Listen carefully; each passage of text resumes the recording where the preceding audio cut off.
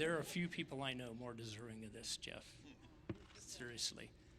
And I don't know what you're going to do next, but I can't wait to watch. Congratulations.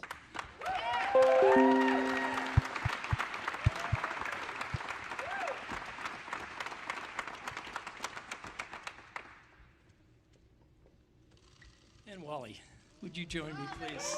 All right.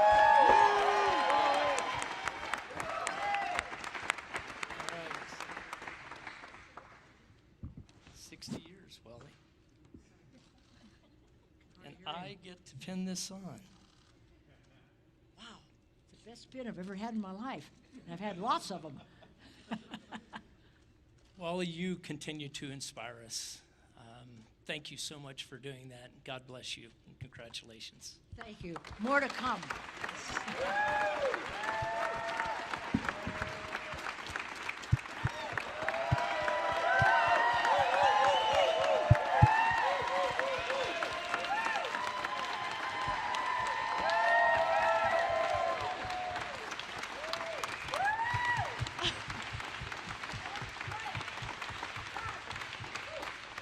The first 4 of millions to follow. Again, the newest international astronauts, the crew of New Shepard. Congratulations, all 4 of you.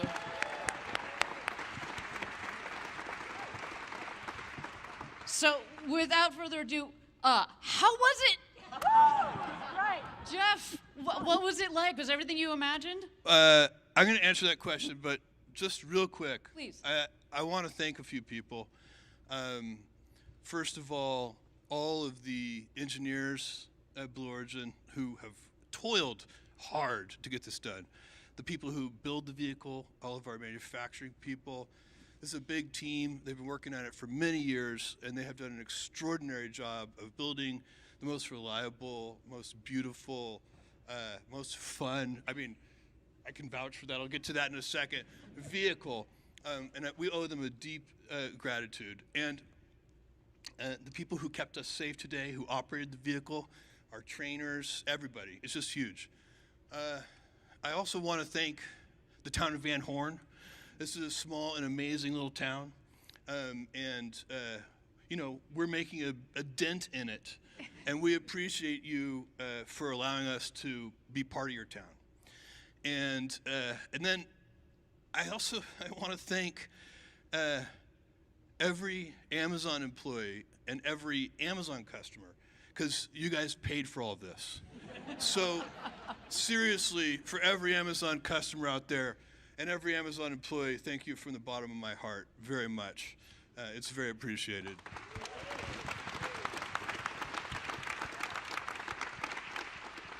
And, you know, now on to how it felt.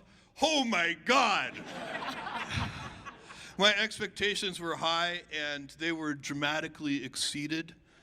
We were talking about this a little bit in the car ride on the way back, and I don't know, the zero-G piece may have been one of the biggest surprises, because it felt so normal. It felt so almost like we were, as humans, evolved to be in that environment, which I know is impossible, but it felt so serene and peaceful, and the floating. It's actually much nicer than being in full one gravity. It's a very pleasurable experience, just from the way it feels, the tactileness of it. The most profound piece of it for me was looking out at the Earth and looking at the Earth's atmosphere. Every astronaut, everybody who's been up into space, they say this, that it changes them, and they look at it and they're kind of amazed and awestruck by the Earth and its beauty, but also by its fragility. And I can vouch for that. When I look out, you know, when we're sitting in this room and when we're driving our cars and we're moving around the planet in our normal ways, the atmosphere is so gigantic. You know, we're these tiny little things, and the planet, the atmosphere is so big. But when you get up above it, what you see is it's actually incredibly thin. It's this tiny little fragile thing. And as we move about the planet, we're damaging it. And so that is, that's a very profound. It's one thing to recognize that intellectually. It's another thing to actually see with your own eyes how fragile it really is, and that was amazing. Who wants to add? Oliver, you want to tell us how it was? Our first paying customer. Feel like you got your money's worth, sir? For sure. No, it was so amazing to see it from above and to move around. Like, yeah, I totally agree. It feels so natural, like almost like we should be doing this. And I hope that we are one of the first, and let's hope that many, many more people can do this, because this experience you should share with more and more people. It's so amazing. And a special congratulations to you on becoming the youngest person to have ever flown in space. Woo! Thank you.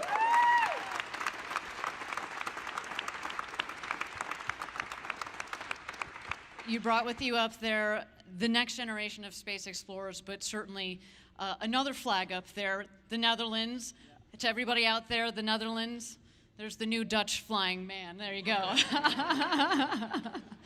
Mark, you should say that thing you told me in the car about the G-forces. I thought that was really interesting.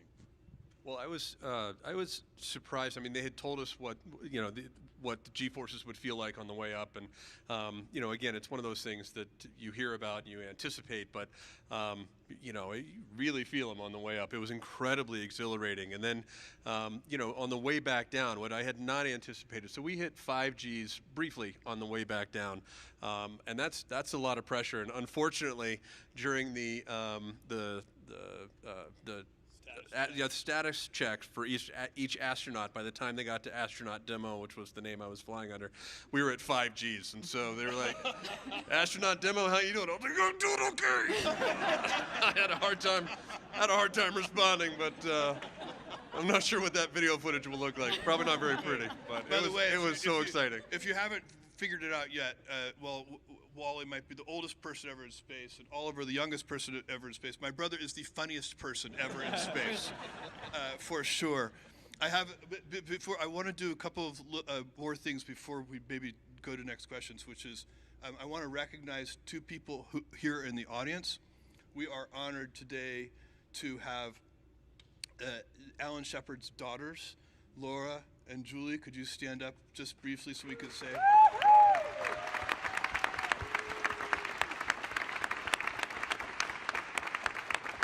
Of course, Alan Shepard was a Apollo moonwalker and has a gigantic list of accomplishments.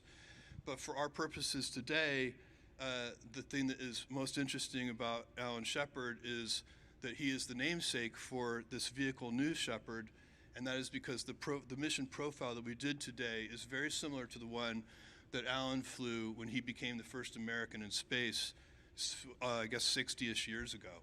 So that is, we're very honored to have you guys here, and thank you for joining us. It's incredible. I got some pictures with them backstage, and I know those are getting blown up big. So thank you. And then I have a couple things to show. Can we start? Do you want to talk about the couple of things we flew? Go ahead. Well, we did. So we had the opportunity to bring with us, it was actually on loan from the Explorers Club. We were able to fly with a piece of canvas from the Wright Flyer. So the plane that the Wright brothers flew, we brought a piece of that canvas with us, which was really powerful, as well as a bronze medallion that was made from the first hot air balloon flight in 1783, which was the first time man ever left the Earth in controlled flight. So we were very thrilled to be able to bring both of those along with us. And we brought those precious objects back. Yes, we did. And the Explorers Club will be pleased to hear that. They're very happy about that. And we have one more thing, which I would actually just like to show you. If you could, who has the goggles, could you please bring them up to me? Would you hold that for me? This is incredible. So, all right, why don't you stand so you guys can face this? We also flew, these are Amelia Earhart's goggles. The ones she flew across the Atlantic with, solo. And you can see she put tape over them to kind of have less light come in, because it was just so bright all the day and she was flying for so long. And they're just, I like to think that if Amelia were here, Should be very, very proud of Wally.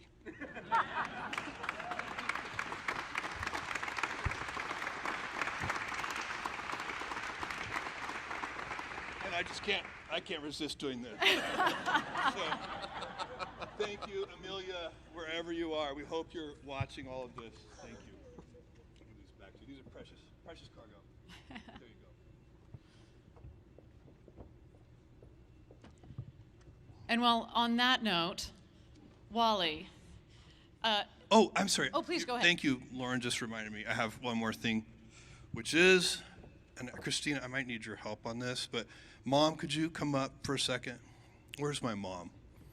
Okay, you don't have to come up. I can come to you. I wore this necklace, and it is a Blue Origin feather, and I wore it up into space, and now it's for you.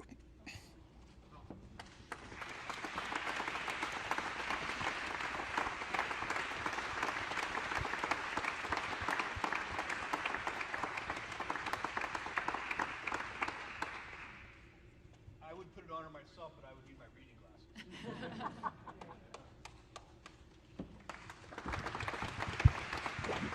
Okay. And now, Wally, last but not least, Amelia Earhart, what a lovely transition. An aviation icon and now an aerospace, a space icon. What was it like? Woo! I can't tell you. I had such a good instructor. He took us through everything that we were going to do. So when I went up this morning, the noise wasn't quite as bad, and we went right on up, and I saw darkness. I thought I was going to see the world, but we weren't quite high enough. And I felt great. I felt like I was just laying down. And I was going into space. And I want to thank you, sweetheart, because you made it possible for me. I've been waiting a long time to finally get it up there, and I've done a lot of astronaut training through the world, Russia, America, and I could always beat the guys on what they were doing because I was always stronger, and I've always done everything on my own, and I didn't do dolls. I did outside stuff. and I flew airplanes. I had over 19,000 some hours. I loved it, and I loved being here with all of you and your family, and the four of us. We had a great time. It was wonderful. True. I want to go again fast. And then, when I got off the ship, they gave me the tail end of one of the balloons, and I'm going to cherish that forever. And by the way, we can confirm that Wally, once again in training, outperformed the men on the mission. 100%. I was going to say, she beat all the three boys up to the top of the crew access tower. Everybody saw that. There's video footage. We have proof. Indeed, darling, you did. You did. Well, so Wally Funk, now the world's oldest astronaut to have ever gone to space, and perhaps the first founding member of our Blue Origin frequent flyer program. Sounds like she's ready for it. When I do lectures or wherever I am around the world in the United States, I'm only 45. You're being generous. I keep saying every time somebody says, oh, she's 82, I think there's a typo. You're 28, Wally. We know this. Well, thank you so much for giving us your impressions, but let's see it with our own eyes. I'd like to roll the tape of what it was like in the crew capsule. Go, guys! Okay. Oh, wow. Oh, wow. Oh, wow. That's incredible. To space. Unbelievable. Is it everything you thought it would be? Here, look. Oliver. Move your head just a little. That's great! Can you move your head a little, Wally? Oh, yeah. Hi, Mom! I love it. Oh, wow, wow, wow. Look at the blackness of space. Unbelievable. Here, catch. Oh, yeah.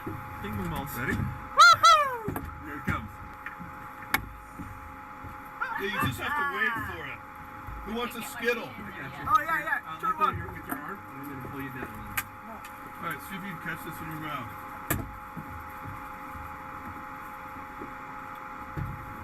Yeah, well done. Here, toss me one. Let me try. Here it goes. No, sorry, mid fast. Here, try again. I can't get it. I got you. Oh, wow. No, awesome. He coming. Oh. It's so good. Here. Oh, wow. Oh my God. Woo! This is incredible. Enjoy that. Oh, I love it. I love it. Oh, wow. Man, this Really, is yeah. different, isn't it? It's a little different.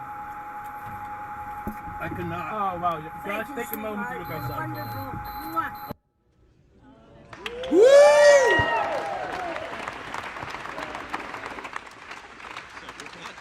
That was a good catch. Wally was. Oh, sorry. Go ahead, Mark. I was just saying that was a good catch. Wally, was it everything you expected and more? You've been waiting, as you said, 60 Oh, years to experience this. I loved every minute of it. I just wish it a little longer because I had been in space before. Not in space, but up in that area, and could do a lot more rolls and twists and so forth. But there was not quite enough room for all four of us to do all those things. It was great. I loved it. I could hardly wait to go again. Amen. Yeah. And next stop for you is the moon, Wally. Yes, sir. Any other impressions now, having seen the video of it? Is it one of those things where you just took it in and it's hard to compare to video? What are other sensations that come from having seen that right now? All of Felt way cooler than it looked.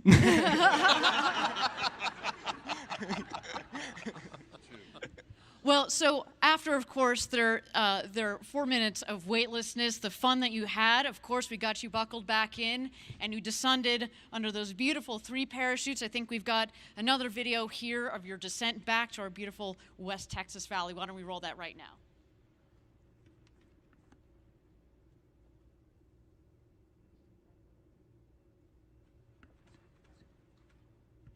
That moment felt pretty good, I'm not going to lie. That's true. When you see the 3 main chutes out, that's relaxing. That was so easy. It was just incredible. Whoa. I didn't feel that. Well, that's because it's actually the dust kicked up by a cushion of air that makes you only hit it about 1 mile an hour. It feels like if you were to stand up in your chair and just kind of plop down.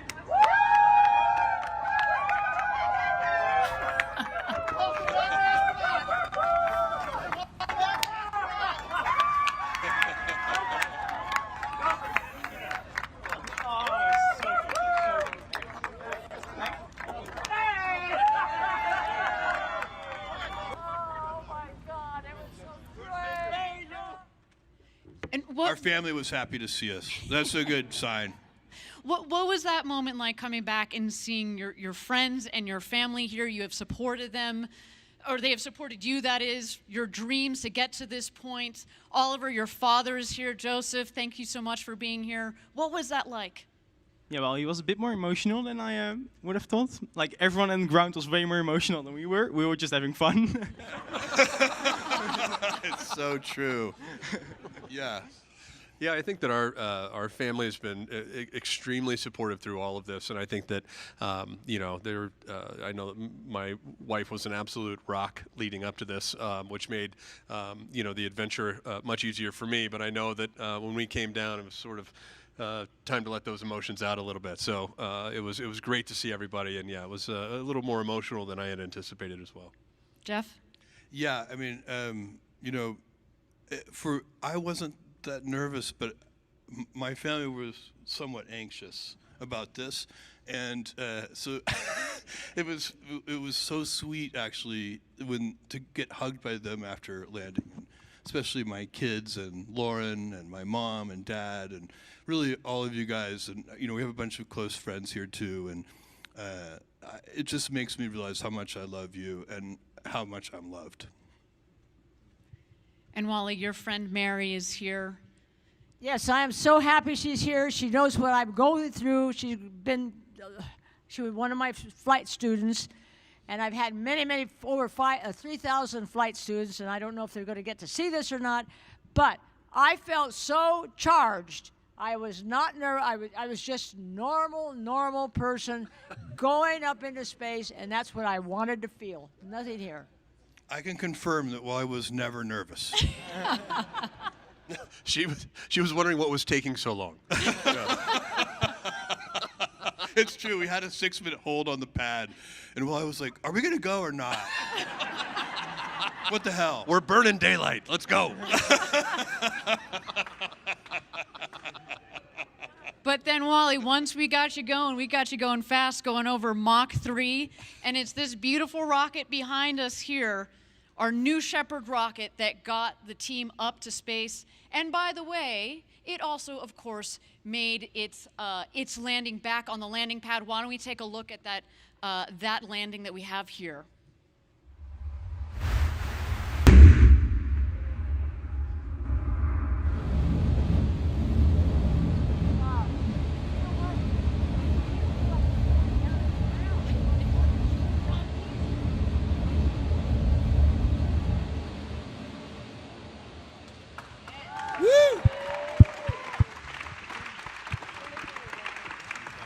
That was a bullseye. Very cool. Absolutely, bullseye.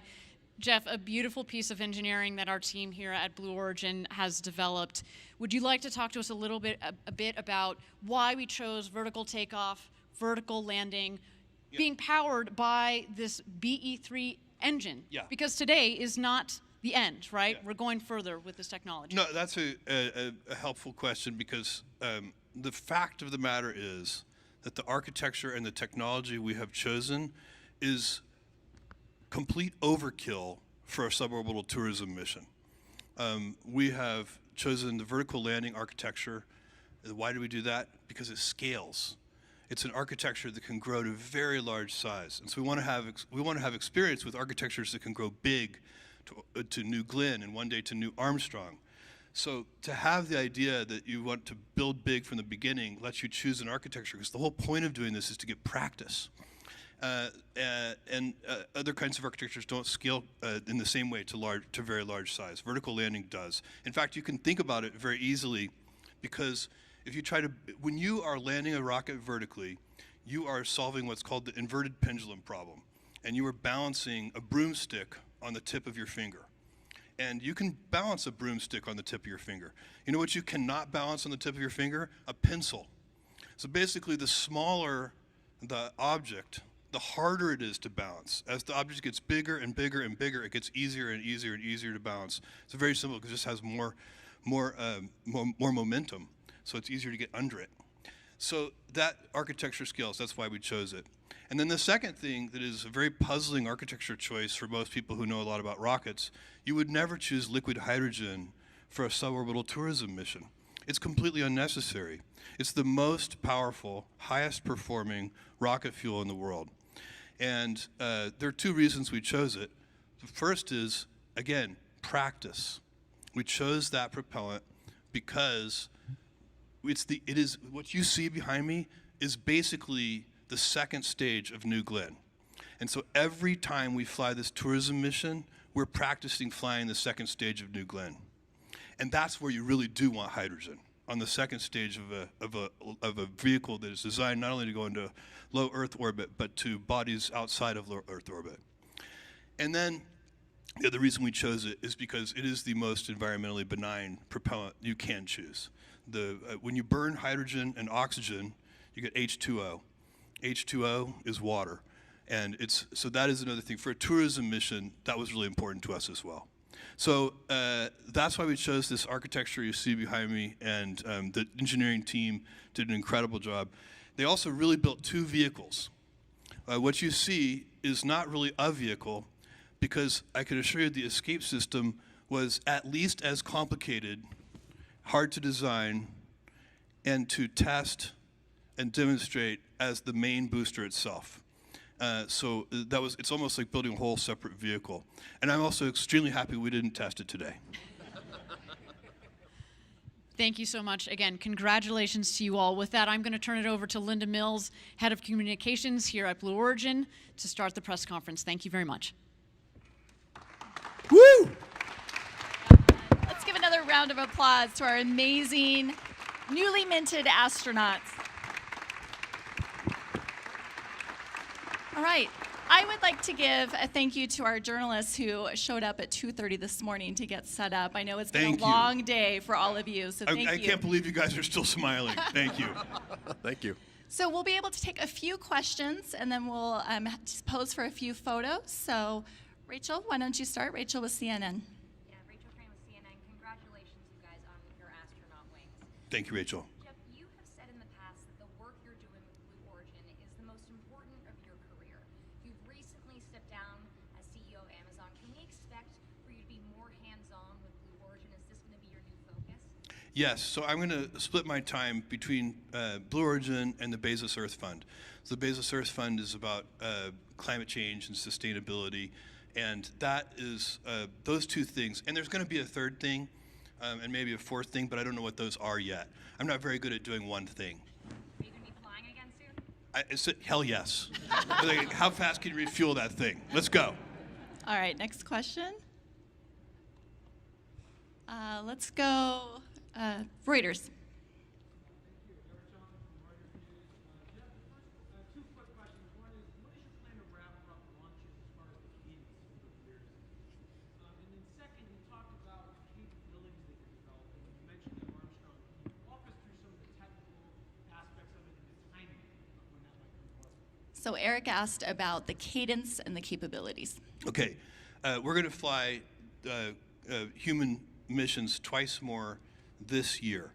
And what we do in the following year, I'm not sure yet. We'll figure that out, and what the cadence will eventually be. We want the cadence to be very high, and one thing we've found out through the auction process and what we've been doing is private sales. We're approaching $100 million in private sales already, and the demand is very, very high. So we're going to keep after that because we really do want to practice with this vehicle. So we're going to have to build more boosters and to fly more frequently, and we're going to be doing that and working on all the operational things we need to do, all the things we learn. What practice does is let you get better, and we want to be able. Right now, we have a mission life. We think somewhere between 25 and 100 flights for one of these vehicles. We like to make that closer to 100 than to 25, and then once it's close to 100, we'll push it past 100. That's how you get operational usability. You have to remember. Big things start small. I told this crew when we got in today and we were sitting there on the pad waiting to lift off, we had time to ourselves, and I just said, guys, if you're willing, let me invite you when we get up there, and after, there's gonna be all kinds of adrenaline, all kinds of excitement, all kind of novelty, but take a minute, take a few seconds to look out and calmly think about what we're doing is not only adventure, it is adventure and it is fun, but it's also important because what we're doing is the first step of something big. And I know what that feels like. I did it 3 decades ago, almost 3 decades ago with Amazon. And big things start small. But you can tell when you're onto something. And this is important. We're going to build a road to space so that our kids and their kids can build the future. And we need to do that. We need to do that to solve the problems here on Earth. This is not about escaping Earth. Every time I read an article about people wanting to escape Earth, no. The whole point is this is the only good planet in this solar system. We've sent robotic probes to all of them. This is the only good one, I promise you. And we have to take care of it. And if you go into space and see how fragile it is, you'll want to take care of it even more. And that's what this is about. We have to and this is going to take decades. This is a big vision, but big things start small. And this is how it starts. And we are going to build an infrastructure. Just like when I started Amazon, I didn't have to build the Postal Service or Royal Mail or Deutsche Post. There were already gigantic worldwide infrastructure to deliver packages. That infrastructure today is for space just way too expensive and it doesn't work. But if we can practice with this suborbital tourism mission and continue and build bigger and bigger vehicles, timelines on New Armstrong and so on, I can't really give you because we don't know. But what I can tell you is we're going to keep working at those things step by step, ferociously. And I want to emphasize the ferociously. All right, we have time for one last question. And Tom Costello with NBC. Tom Costello with NBC News. Congratulations to all of you. Jeff, to follow up on that question and your discussion there, how do you make this more reasonable for everyday people who would like to fly? It's pretty steep right now. How do you bring the cost down so that this can be more accessible for everybody? It's a great question. How do you bring the cost down over time so it's more accessible to everyone? You've got to do it the same way we did it with commercial airline travel. You know, we're really almost in the barnstormer phase, right? So these are, you know, biplanes, and they're flying into a farmer's field and charging a small price to fly people around for a few minutes in the air. That's what we're doing right now. But you know where that barnstorming phase leads? To 787s. And that's what we have to do. All right, let's give a hand. I'm afraid that's all the time we have for questions today. These astronauts have had a very long day. So let's give another round of applause for our astronauts. And then Jeff, I think you had one more thing. Yeah, guys, I have one more thing. I have a little surprise for you. I am announcing today a new philanthropic initiative, and if you could put the slide up so people can see it.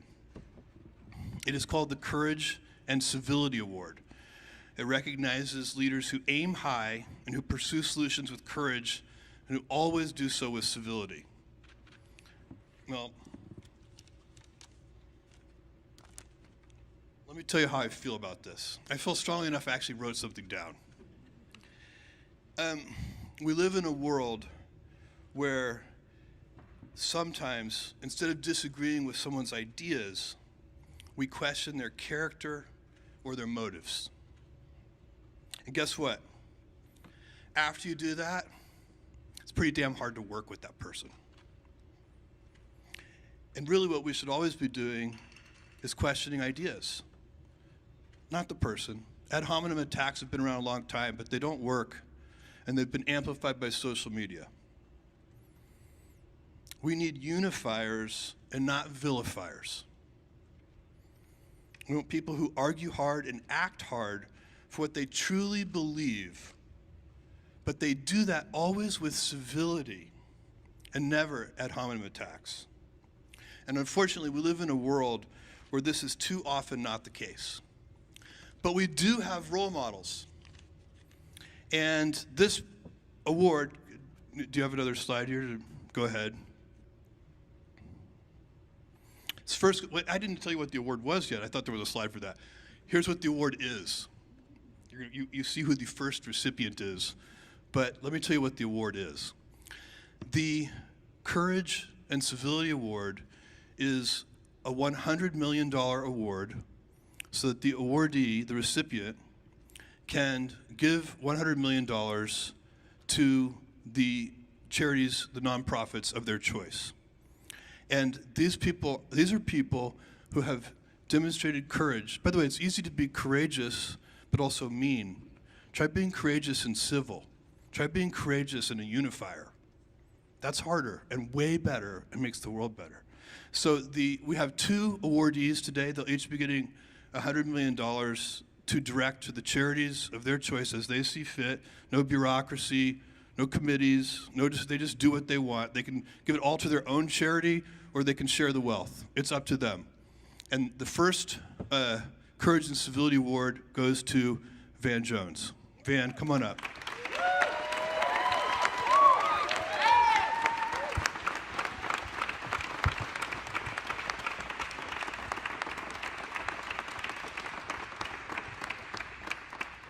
Thank you, brother.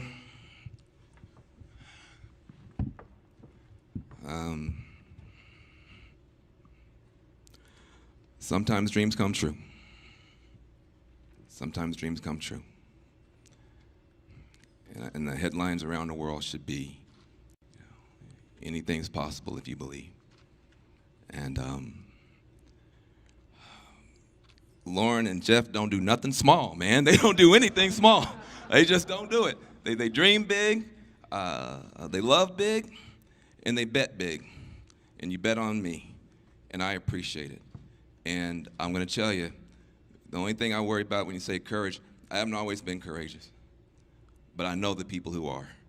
And they get up every day on the front lines, grassroots communities. They don't have much, but they're good people, and they fight hard, and they don't have enough support.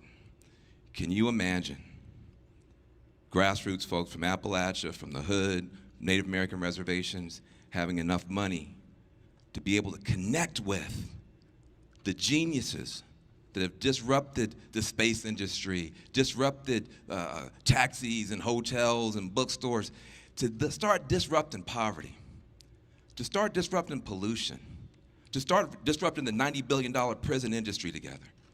If you take people on the front lines and their wisdom and their genius and their creativity, and you give them a shot, they're not just going to turn around neighborhoods, they're going to turn around this nation. That's what's going to happen. And I appreciate you for lifting the ceiling off of people's dreams. You have lifted the ceilings off of the dreams of humanity today. And that's an important thing. Don't be mad about it. When you see somebody reaching for the heavens, be glad. There's a lot more heaven up there to reach for. And we can do that together. And the last thing I'll say is this. If this small group of people can make miracles happen in outer space, a bigger group of people can make miracles happen down here, and we're going to do it. Thank you very much.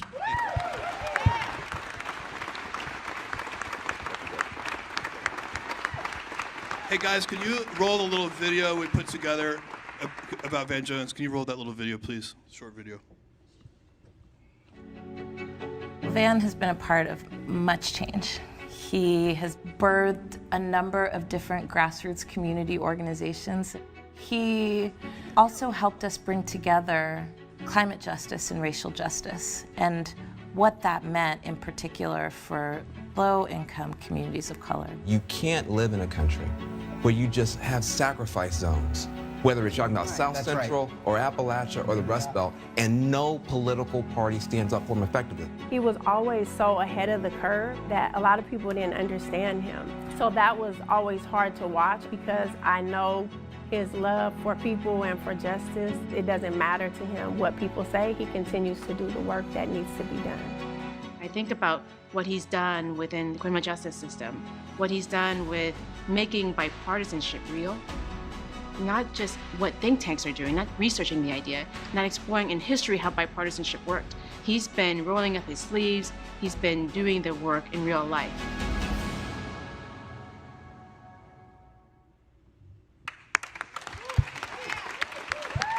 And I know that Van Jones is going to do something amazing with that $100 million. I don't know what yet. I bet he doesn't know what yet. But it's in your hands, Van Jones. However you're going to do it, it's going to work. We had lunch together a couple weeks ago, and he told me that he was just trying to tell me some of his life story, and he mentioned that when he was a young activist, he was angry. There's a big transformation that happened over the years. He said that the acronym that he used was RAP, stood for reward and punishment. And if the mayor or whoever it was that they were going up against did something they liked, they rewarded them. And if they did something they didn't like, they punished them. And he said, honestly, Jeff, I wasn't very good at the reward part. I really focused on the punishment part. And then he changed. I mean, he really, the transformation, when you hear his story, is unbelievable and profound and inspiring. And you can always, and I think about this for myself, you wake up, every night when you go to sleep, you get the chance to wake up better tomorrow. Now, we have another awardee. Let's roll that video. Jose Andres calls himself a pilgrim from Spain, a chef who arrived here 20 years ago with just $50 in his pocket, but these days it's hard to call him anything less than an amazing American success story. I know you. His love of his fellow men and women, his love of eating, which he shares with all of us. He is bigger than life, a force of nature, and a real gift. Michelin-starred chef who has won James Beard Awards for both Outstanding Chef and Humanitarian of the Year. Jose Andres is turning several of his D.C. and New York City restaurants into community kitchens. He has helped feed those in disaster areas in the U.S. and around the world. Every time I meet you, it's because there's a disaster somewhere in the world, and like a superhero of food, you've stepped in to help feed people. He wants to bring people together, and he uses food to do that. Someone who's extremely generous and give back so much to people in need without asking anything. Jose, please come on up.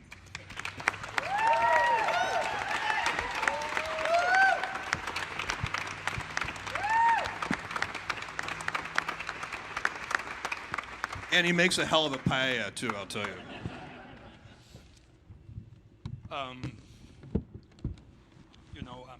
I'm so honored, really grateful for this award and the incredible support from you, Jeff, and the entire Bezos family. World Central Kitchen was born from the simple idea that food has the power to create a better world. A plate of food is a plate of hope. It's the fastest way to rebuild life and communities. And this award itself cannot feed the world on its own.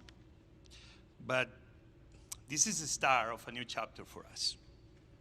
It allows us to think beyond the next hurricane to the bigger challenges we face. You know, people of the world, now is the time to think really big, to solve hunger with the first urgency of now. You know, the only thing we want to do is revolutionize disaster and hunger relief. You know, people don't want our pity. People want our respect. It's the least we can do is be next to them when things get tough. We want to double food aid around the world. And we want to change the way 3 billion people, mainly women, cook their food today, from dirty cook stoves to clean cook stoves.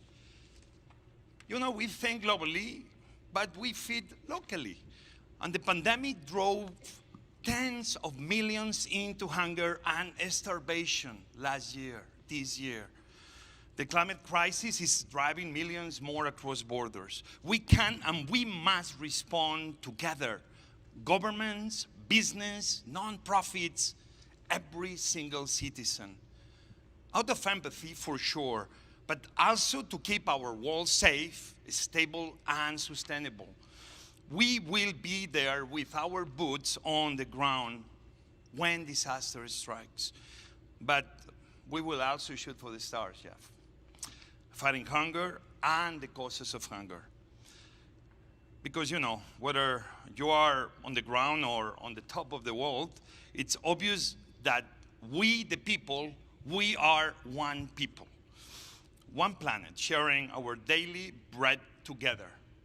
I always say that I believe in longer tables, no higher walls. So, you know, Jeff, let's go and let's feed the world. Thank you. Thank you.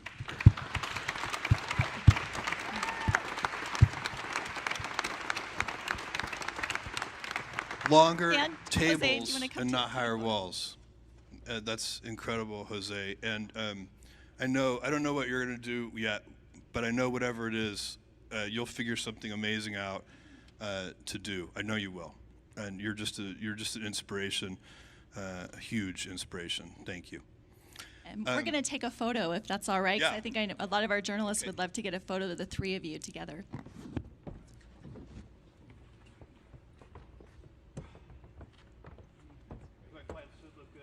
I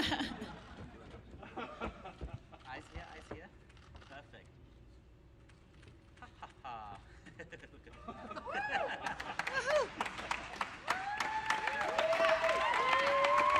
All right.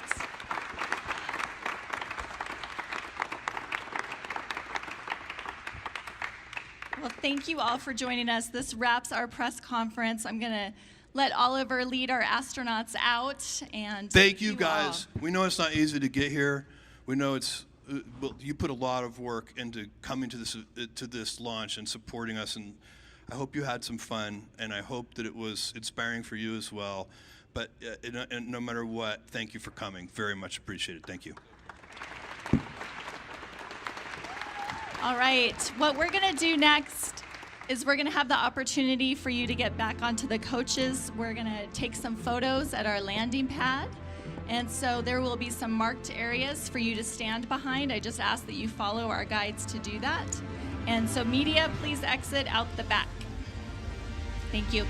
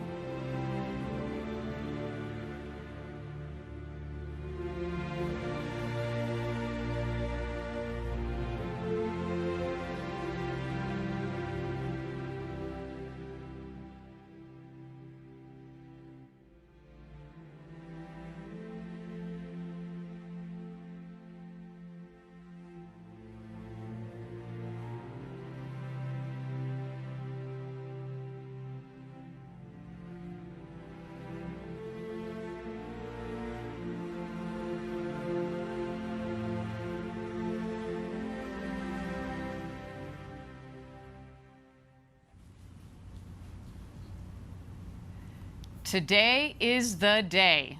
In just 90 minutes from now, Jeff Bezos, his brother Mark Bezos, aviation icon Wally Funk, and our first paying customer, Oliver Damon, will launch to space and back. It is a historic moment for human spaceflight and a future where millions of people are living and working in space. Today at Blue Origin, it's first human flight. The human need to explore is deep within all of us. Our ancestors crossed mountain ranges, sailed open oceans to map new lands, and sought out the unknown while always looking to the stars. We're curious, and now we're at a place where we can pioneer new horizons. Because Earth, this blue planet and all its beauty, is just our starting place. It's time. T-minus 10, 9, 8, 7, 6, 5, 4. Command and start. 2, 1. And lift off.